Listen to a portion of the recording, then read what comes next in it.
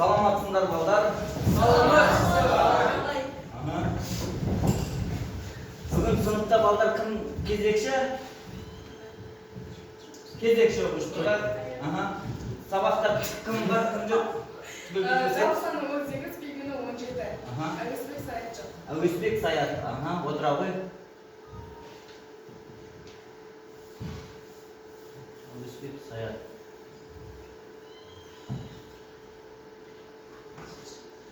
Олай болса балдар, бүгінгі сабағымызды бастаймыз.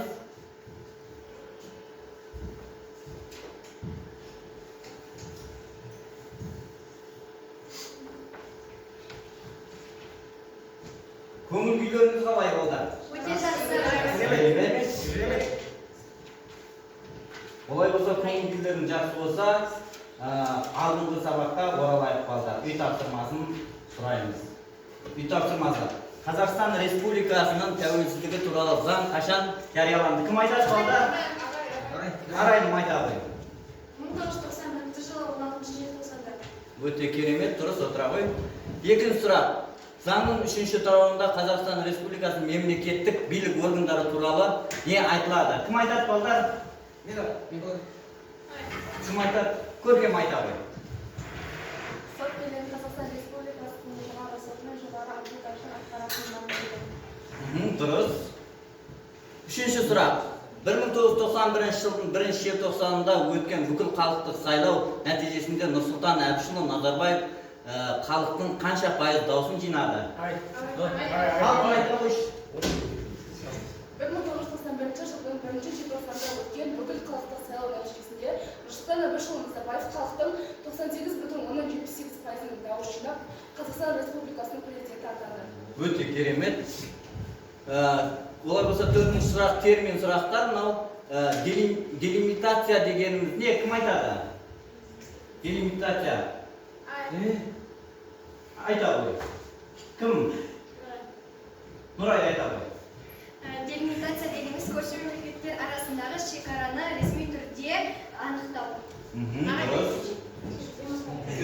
Бесінші сұрақ, демократия дегеніміз не? Гүлім айта ғой.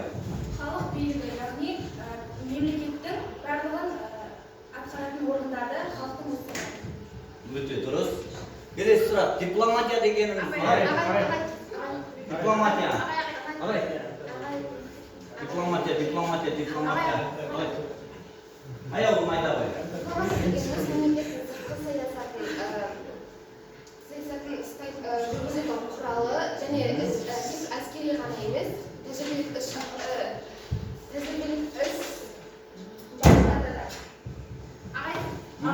Тартылып тұратындар ма? Олай болса, келесі сұрағымызды өте береміз. Интеграция дегеніміз не бар? Интеграция. Айта ғой, Диана. Интеграция дегеніміз экономик субъектілерді жою және олардың арасындағы байланыстарды бұзып, олардың арасындағы байланысты бұзып, өзара іс-қимылдарына іріткі салу. Айта ғой. Интеграция мемлекетаралық саяси, экономикалық, әскери одақтардың құрылуы. Айта ғой сен. Және оның негізінде ортақ мүдде және саясат жүргізу құралы солар жатады. Дұрыс. Олай болса, бүгінгі жаңа сабағымызға бет тұрайық балдар. Тақырыпты бірінші айқындап алайық. Біздің жаңа сабағымыз не деп ойлайсыңдар балдар? Көшбасшы дегеніміз кім балдар? Кім айтады? Кім? Нұрай айта қойшы, көшбасшы дегенді қалай түсінесің? Көшбасшы деген кім екен негізі? Көшбасшы дегеніміз негізінен бойында ынта, талап және де ұжымдастыру қасиеттері бар, елді бастап жүретін адамдар. Яғни олар өз-өзін жақсы дамыта алатын тұлғалар десек болады. Керемет. Екінші сұрақ. Көшбасшы дегенді кім қалай түсінеді? Айта кім?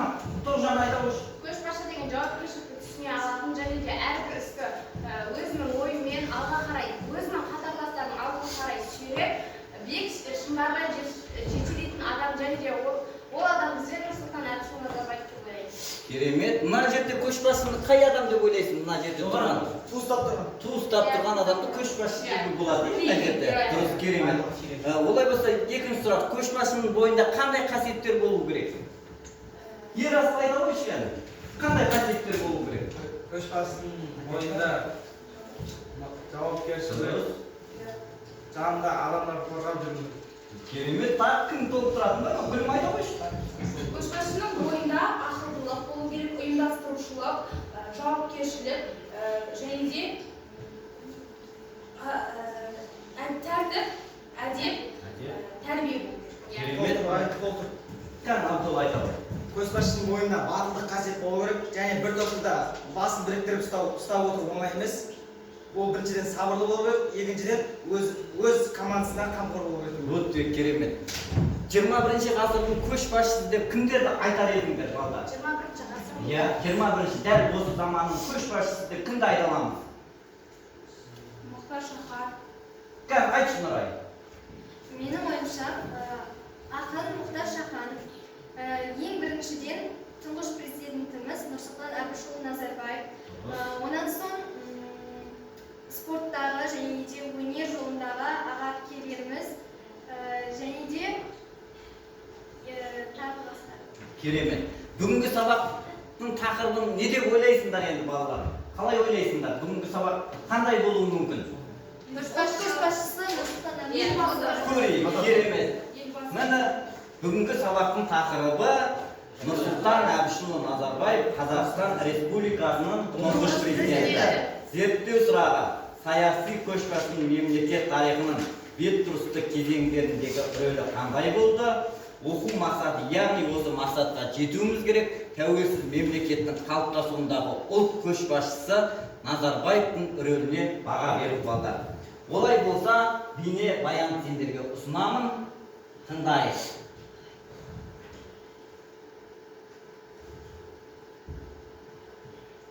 Президенті болып қай жылы сайланды?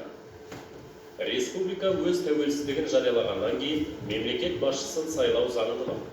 Осы мақсатта 1991 жылы 1 желтоқсанда бүкіл халықтық президент сайлауы өткізіліп, халықтың бір ауыздан қолдауымен Нұрсұлтан Назарбаев Қазақстанның тұңғыш президенті болып сайланды. Нұрсұлтан Назарбаев өз еңбек жолын қалай бастады? Нұрсұлтан Назарбаев Алматы облысы Қаскелең ауданына қарасты Шамалған ауылында 1940 жылы дүниеге келген. Еңбек жолын Қарағанды облысының Теміртау қаласындағы Қазметаллургстрой трестінде қарапайым жұмысшы қызметінен бастады. Президент қоғамдық саяси билік жүйесінде қандай жетістіктерге қол жеткізді? Нұрсұлтан Назарбаев жас кезінен қайсар, қайтпас мінезімен, оқу мен еңбекке табандылығымен ерекшеленді. Ол алдымен Қазақстан магниткесінде жастар бірлестігінің жетекшісі болды. Кейін саяси қызметке араласты. 1984 жылы республика үкіметін басқаруға кірісті. Бұл қазақ тарихындағы өте күрделі, өтпелі кезеңнің алғашқы жылдары еді. 1989 жылы Қазақстан Коммунистік партиясы орталық кабинетінің бірінші хатшылығына сайланды. 1990 жылы Қазақ КСР жоғарғы кеңесінің сессиясында президент болып сайланғаннан кейін 1991 жылы бүкіл халықтық сайлау барысында толық қолдауға ие болды. Қазақстан Республикасы Конституциясына сәйкес президенттің міндеттері қандай? 40-шы бап. 1. Қазақстан Республикасының президенті мемлекеттің басшысы, мемлекеттің ішкі және сыртқы саясатының негізгі бағыттарын айқындайтын, ел ішінде және халықаралық қатынастарда Қазақстанның атынан өкілдік ететін ең жоғары лауазымды тұлға. 2. Республиканың президенті халық пен мемлекеттік билік бірлігінің, Конституцияның мызғымастығының, адам және азамат құқықтары мен бостандықтарының нышаны әрі кепілі. 41-ші бап. 2. Республика президенті болып тұрмысынан республика азаматы болатын 40 жасқа толған, мемлекеттік тілді еркін меңгерген, әрі Қазақстанда соңғы 15 жыл бойы тұратын республика азаматы сайлана алады. Қазақстан Республикасы Конституциясына сәйкес президенттің қызметі қандай? 42-ші бап.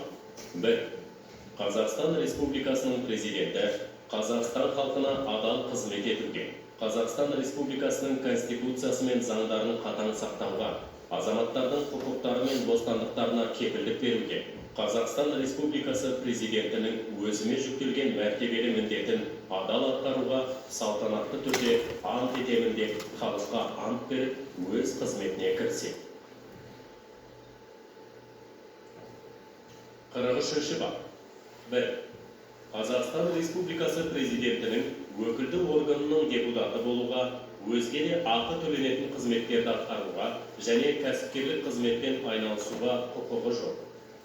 Қорытындылай келе, Нұрсұлтан Әбішұлы Назарбаев президент болып тағайындалуымен Қазақстанның ішкі және сыртқы саясатының бағыт-бағдарын айқындап берді.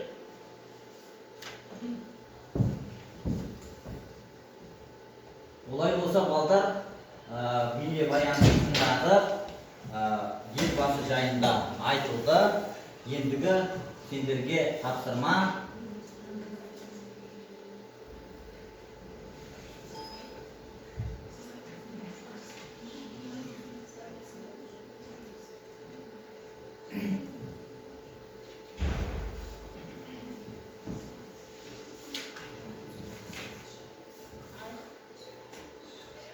Мәтінмен жұмыс.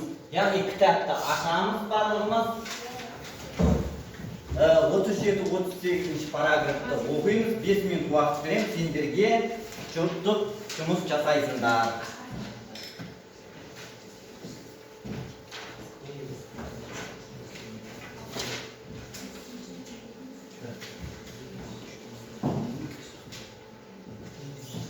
Жұптық жұмыс жасаймыз.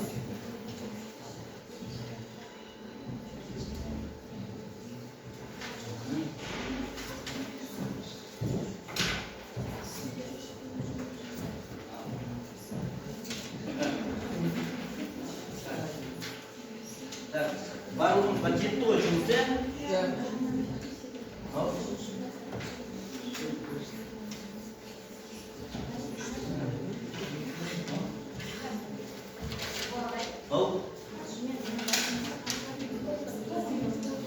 Жұптық жұмыс той балдар. Жұптық жұмыс. Бірлерін толықтырып отырасыңдар. Жұмыс жетті ма? Жаза беріңдер.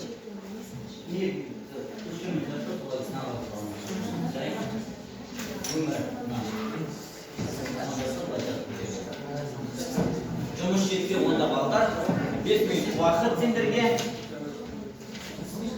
Одан кейін сұраймын.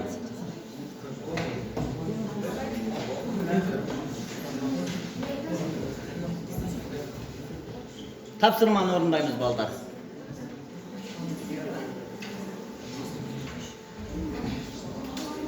Тапсырманы орындаймыз, түгел айтуымыз керек бұл тапсырманы орындаймыз.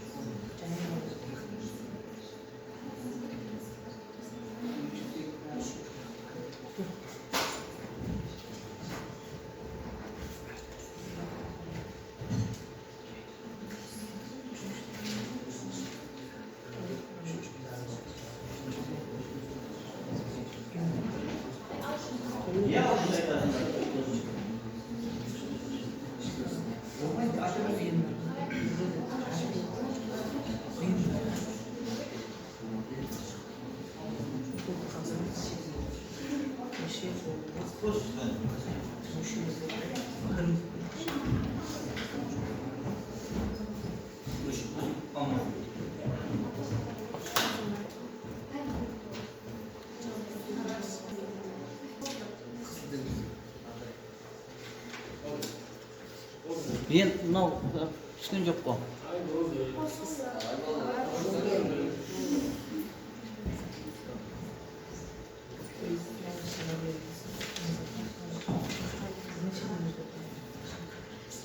Балдар дайын болып қалдық па?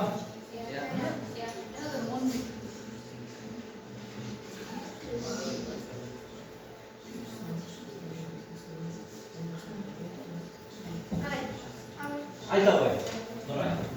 Бізге берілген сұрақ Нұрсұлтан Әбішұлы Назарбаев ұстанған Еуразия идеясы қандай принциптерге негізделген? Ең алдымен елді дамытудағы негізгі бағыттардың бірі еуразиялық интеграция әдісі болатын. Осы принциптерге байланысты Еуразия идеясы мынадай қағидаларға байланысты жасалған. Ең бірінші кезекте экономиканың прагматизм жүзінде іске асуға, екінші кезекте консенсус негізінде іс-қимылдар жасайтын ұлыстілік органын құру.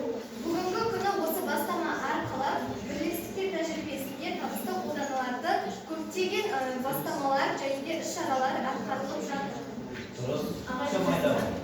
Үшіншіден, бірігу туралы шешімді әр мемлекет өз еркімен қабылдауы тиіс. Төртіншіден, мемлекеттік теңдік бір-бірінің ішкі саяси ісіне араласпауы керек. Мемлекет шекараларын қол қойылы құрметтеуі қажет. Көркем айтады. Тәуелсіздіктің алғашқы жылдарынан бастап Назарбаевтың алдына көптеген міндеттер қойды. Оны қысқаша түсіндірсек, тәуелсіздіктің мемлекеттік жүйелік институттарын құру, екіншіден күрделі әлеуметтік экономикалық реформаларды жүргізу болатын. Үшіншіден, халықаралық сахнада елімізді таныту және мойындату. Төртіншіден, әртүрлі халықаралық ұйымдарға толыққанды мүше болып кіру.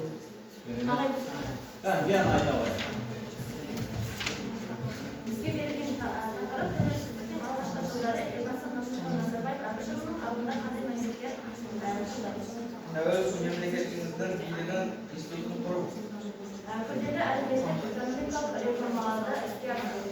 Халықаралық сахнада елімізді таныту, елін мойындату. Түрлі халықаралық ұйымдарда мүше болу. Гүлім айтады. Адаға шығу үшін қандай стратегиялық бағдарламалар қабылданды? 1992 жылы Қазақстанның егеменді мемлекет ретінде қалыптасуы мен даму жөніндегі стратегия қабылданды. Стратегия қазақ мемлекеттілігінің даму жөнінде болды. Стратегия негізде екі негізгі экономикалық бағытты көздеді. Біріншіден, әлеуметтік нарықтық қатынастарға негізделген экономиканы қалыптастыру, ал екіншіден бұл адамның экономикалық жағынан, экономикалық тұрғыдан адамның іс-әрекеттерін қолдауын ары қарай дамыту жөнінде. Бұл негізі Назарбаевтың еліміздің шығуында көптеген елбасының еңбегі өте зор. Себебі ол кісінің бағдарламалары, стратегиялары болды. Стратегиясының негізі Қазақстан 2050 дегенде стратегиясы болады. Және де жаңа Қазақстан деген сияқты өзінің стратегиялары болады. Және де біздің Нұрсұлтан Әбішұлы Назарбаевтың өзінің бірінші қағидаты, яғни бірінші орында экономика, одан кейін содан соң барып саясат деген қағидаларды ұстанудың арқасында біз осы күнге дейін дағдарыстардан өте жақсы шығып келе жатырмыз. Бізге берілген сұрақ Нұрсұлтан Әбішұлы Назарбаевтың халықаралық сахнада жоғары беделге ие болу себебі неде? Бүгінде Қазақстан бірлік пен келісімнің, қоғамдық келісімінің алтын белгісіне айналады. Еліміздегі ынтымақтың бір үлгісін жаһандық жұртшылығы зерделеген. Мәдени және өркениеттік факторларды теріске шығармай, бірінші кезекте экономикалық патриотизм негізіндегі интеграцияны құру. Абстрактілік геосаяси идеялар мен ұрандар емес экономикалық мүдделер интеграциялар үдерістерінің басты қозғаушысы болмақ. Сондықтан болашақ Еуразиялық одақтың бастапқы негізгі үрдісі экономикалық теңсіздік. Біздің жастарымыздың бірлескен табысты дамуына ауқымды арена ретінде болмақ. Алай, Деде. Абдулла айтады. Bizde de biraz elbaz olmanın dayana bayanda. 1941 жылы 6 шілдеде Алматы облысында Қаскелең ауданында Шамалған ауылында дүниеге келген. 1967 жылы Қарағанды металлургия комбинатының оқып жанындағы жоғарғы техникалық оқу орнын бітіріп, экономикалық докторлардың орны болды. Абдулла. 1960-1969 жылдары Қарағанды металлургия зауытының жұмысын істеді. 1969-1970 жылдары Қарағанды облысында партия комсомолында жауапты жұмыстарды атқарды. Тұңғыш президент Нұрсұлтан Әбішұлы Назарбаев мемлекет басшысы ретінде қызметін аяқталуы.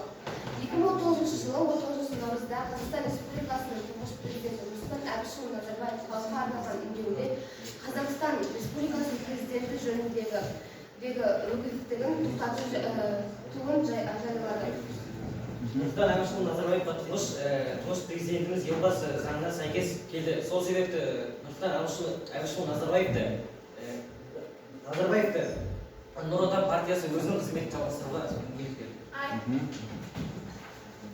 Президенттің жыл сайынғы Қазақстан халқына жолдауының ерекшеліктеріне жалпы Қазақстан халқына жолдау дегеніміз ол демократиялық басқарудың бір түрі. Яғни президент халыққа тікелей үндеу жасайды және де халықтық атқарушы биліктердің жоспарланған жұмыстарына көз жүргізіп ақсатпайды. Мәселен 1997 жылға 30 жылға жоспарланған жолдауында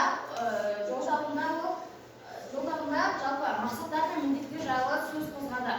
Сол жолдауда Нұрсұлтан Назарбаев Қазақстан 2030 стратегиясы жайында шығып отпағандығын және де ол өмірден алынып жатқандығын ашып айтады. Нұрсұлтан Әбішұлы Назарбаев өзінің Қазақстан жолы кітабында Қазақстан 2030 стратегиясы қалай қабылдайтынын қатты толғандырған Қазақстан 2030 жолдауы жайында жазады. Себебі стратегияның сәтті іске аспауы халыққа байланысты еді. Себебі онда халық ол стратегияны келді. Себебі онда баянды да берекелі болашақтың бар екенін білді.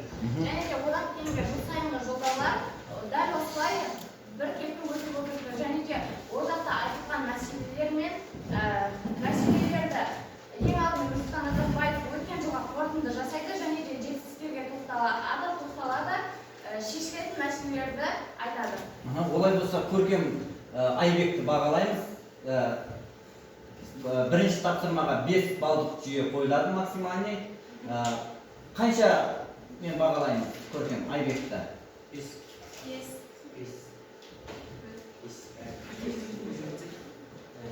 Көркем айта ғой.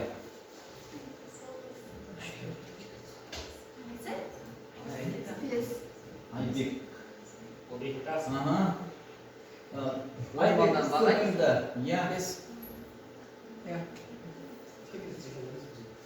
Көркем 5. Арайым.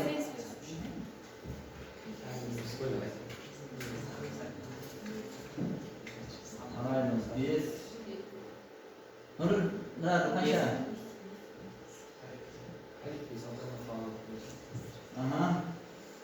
Алтын айта ғой. Күлімді қаншаға бағалайсың сен? Күлімге 5 деген балл бере аламын. Өте жақсы деңгейде. Алып шыққан үшін. Жарайды. Күлім айта ғой. 5. Не жағымен 5 қалай? Дәлелдеп берсеңдер енді қойған балдарыңды. Тұрыңыз. Себебі сабаққа жақсы қатысты, сұрақтарға жақсы жауап берді. Топтық жұмыстар жақсы Топтық жұмыстар атсалысты. Жарайды. Нұрай, Мағжанға баға беріп кетсең, топтық жұмыста қандай деңгейде білімін көрсете білді? Мағжан өте жақсы деңгейде білімін көрсете алды. Сондықтан мен оған 5 деген балл қоюға кеңес беремін. Жарайды, әсетілі Мағжан. Кім айта ғой? Мен Нұрайға 5 деген жауап қойғым келеді. Себебі ол өте сауатты, тиянақты оқып. Жауап берді. Абдулла, Гауһарды баға берсең, Гауһарға 5 деген баға беремін. Өйткені Гауһар топтық жұмыста жақсы атсалысып, сабаққа да жақсы қатысып отыр. Жұптық жұмыста бұл қандай білімділігімен көзге түсті? Гауһар айта қойшы. Ерекшеліктерін атап көрсетші Абдулланың. Жақсы көзге түсті, жақсы жауап беріп, сабаққа атсалысып отырды. Қанша? 5 деген баға. 5 деген жүйе қоямыз ба, бал? Диана айта қойы. Ерасыл. Мен Ерасылға 5 деген баға беремін, өйткені жақсы белсенділік танытты ма? Жарайды, Ерасылға 5 деген баға қоямыз. Олай болса, кім? Ерасыл айта қойы. Дианаға қанша деген баға қоямыз? 5 деген баға беремін. Не үшін қоямыз? Топтық жұмыста ол жақсы белсенділік танытты. Жұптық жұмыста деген. Жұптық жұмыс болды ғой. Диана. Так. Айол майда ғой. Ол сұрақтардың жауабын тезірек тауып, және де ұлттық жұмыста белсенділік танытты. Айолым Нұран айда ғой. 5 деген. Сұрақтарға дұрыс жауап бердіңіз. Қазір айолым. Кім? Тоғжан айда. 5 деген баға беремін. Әрине өз ойымды толығымен жеткізе алмады, алайда жаңа сабақ болғандықтан өзім ойын айтып белсенділік танытты. Керемет. Кім? Мен Тоғжанға 5 деген баға беремін. Себебі сұраққа жауап бергенде тапқырлығымен белсенділігімен көзге жақсы. Көзге түсті. Жарайды. Олай болса, балдар, екінші тапсырманы бастаймыз. Екінші тапсырма кім?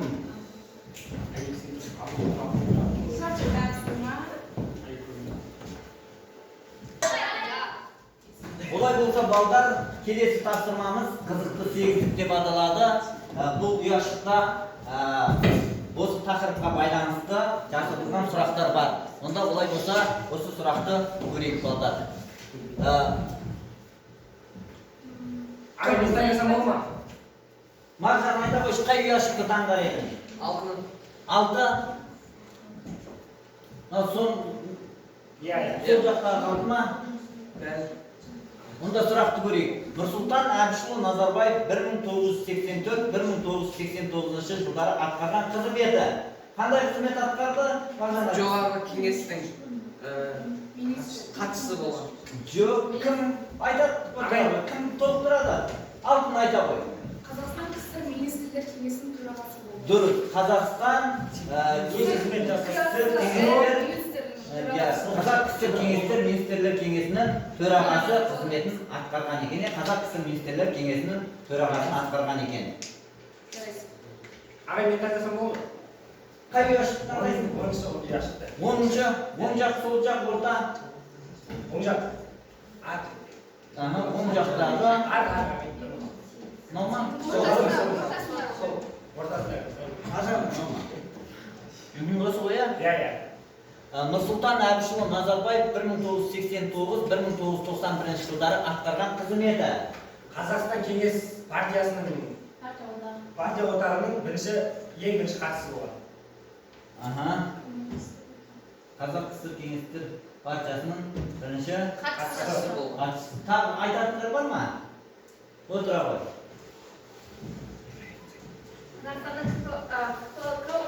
ОК төрағасының бірінші хатшысы болды. Коммунистік партия. Қазақстан Компартия орталық комитетінің бірінші хатшысы. Екеуінің де сұрақтарын дұрыс балдар. Мен таңдайыншы. Абдулла. Ортасындағы 10. Ортадағы 10.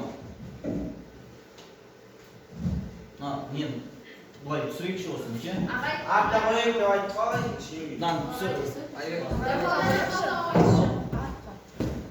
Стоп қалма. Назарбаевтың 1969-1973 жылдары атқарған қызметі қандай? Айда ғой. Қарағанды облысындағы Теміртау комсомол жұмысын атқарды. Жақсы. Қарағанды облысындағы Теміртау қаласындағы Ағай, мен ұяшық алмайыншы. Ағай, мен таңдасам ол ма? Қазақстан Республикасының президенті Қасым-Жомарт Тоқаев кезектен тыс сайлау өткізу туралы үндеуін халыққа жариялаған жыл. Тоғжан айта қойшы. 1919 жыл 9 сәуір. Дұрыс. Аға мен яш танысам ғой. Таңдай қой. 10 яш таңдай болды. Ғасырлар тоғысында еңбегін жазған кім?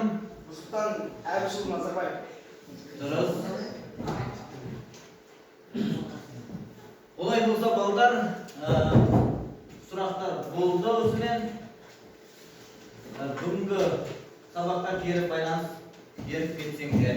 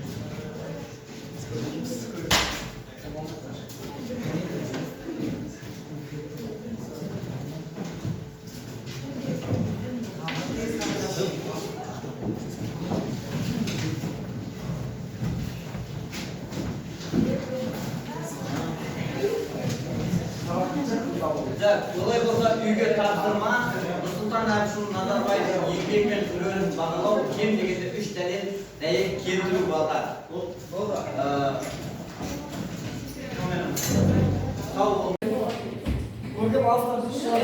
Тыныш. Олай болса балдар, келесі тапсырмаңыз ойлы болсам, осы көр деп аталады. Мына әр ұяшықта осы тақырып бойынша сұрақтар жасырылған. Осы сұрақтарға жауап беріп көрсек балдар. 6 ұяшық бар. Осы ұяшықтағы сұрақтарға кім жауап береді балдар? Кім шығады?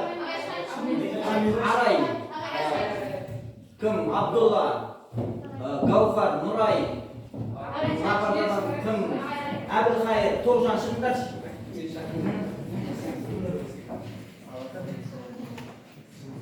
Енді балдар, мына сұрақты ұяшықтағы сұрақтарды алып, оқып көре берейік. Сосын дұрыс неміз жауап бере береміз, дайынымыз жауап бере береміз балдар.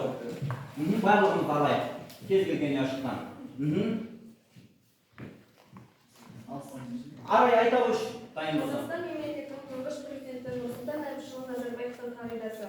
Нұрсұлтан Назарбаевтың екі қағидасы болды. Ол біріншісі экономикалық, екіншісі саясат болды. Толықтыратын оқушы бар ма? Гүлім.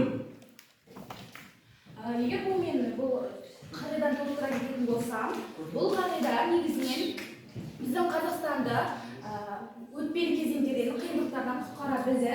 Бұл кезекте бізде бірінші орында экономикалық бағыттар айқындалды. Одан соң барып саяси мәселелер қозғалды.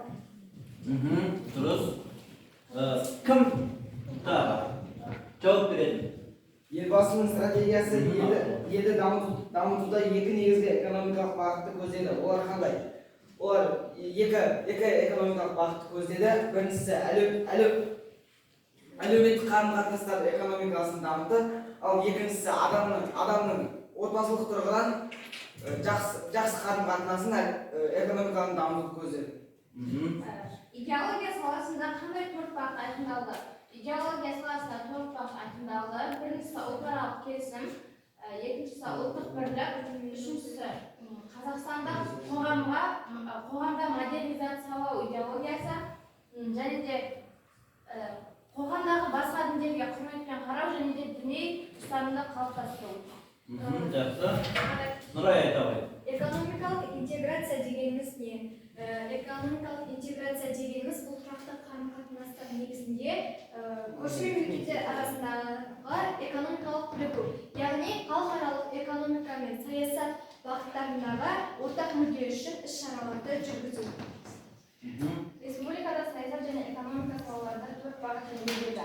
Олар қандай? Біріншісі іс жүзіндегі құқықтық мемлекеттік тәуелсіздіктен көшу, ал екіншісі ең басты мақсаты тәуелсіз мемлекеттен негіз нығайту болды тәуелсіз мемлекетті. Нұргелді айтамын. Үшіншіден Қазақстандағы қоғамдық модернизациялауды идеологиясы қалыптасты. Ал төртіншіден басқа қоғамдық діндерге құрметпен қарау және діни бостандық қалыптастырды. Жақсы. Әбілқайыр айта ғой. Тұңғыш президент Нұрсұлтан Назарбаев билікке келді. Осы кезеңде мемлекет алдында қандай шұғыл міндеттер болды? Төрт міндет болды. Олар тәуелсіз мемлекет институттарын құру, екіншісі күрделі әлеуметтік экономикалық реформаларды жүргізу, үшіншісі халықаралық елімізді таныту және мойындату болды. Төртіншісі түркі халықаралық ұйымдарға толық қанды жүргізу. Өшіш көркем. Олай болса орнымызға отырайық. Орнымызға отырайық.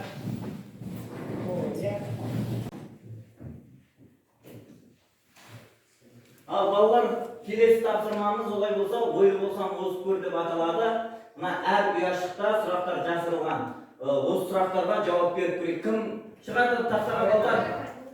Арай, Нұрай, Әбілқайыр, Гаухар.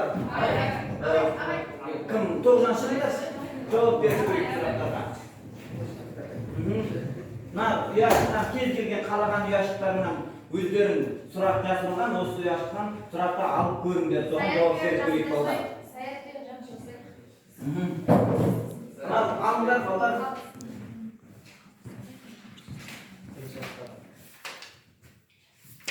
Идеология саласында қандай 4 бағыт айқындалды? Идеология саласында 4 бағыт айқындалды. Біріншісі ұлтаралық келісім, екіншісі ұлттық бірлік, үшіншісі Қазақстандағы қоғамдық модернизациялау идеологиясы, және де төртіншісі қоғамдағы басқа дінге құрметпен қарау және де діни ұстанымды қалыптастыру.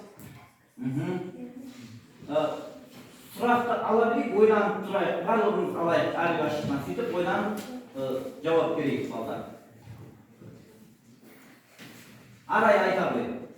Қазақстан мемлекетінің тұңғыш президенті Нұрсұлтан Назарбаевтың қағидасы біріншісі экономика, содан соң саясат. Толық тұратын оқушы бар ма мұны айтқан? Гүлім айта қойшы. Бұл қағиданың соның себебі, ол осы қағиданы ұстанудың арқасында өтпелі кезеңде, біздің Қазақстанның өтпелі кезеңдерінде қиындықтарды еңсере білді. Осы арқылы. Яғни бірінші кезекте экономикалық бағыттарды жақсартты, одан кейін барып саясатты қолға алып десек болады. Келесі оқушы. Экономикалық интеграция дегеніміз не? Экономикалық интеграция дегеніміз тұрақты қарым-қатынастар арасындағы көрші мемлекеттердің экономикалық бірігуі. Сондай-ақ халықаралық экономика мен саясат бағытында ортақ мүдде үшін іс-шаралар жүргізу. Гаухар айта ғой. Республикада саясат және экономика саясат салалары төрт басым негізделді. Қандай? Біріншісі іс жүзіндегі құқықтық мемлекетті толықтырып тәуелсіздікке көшу болды. Екіншісі сол кездегі ең басты мақсат мемлекетті нығайту болды. Нұрбек айта ғой. Үшіншіден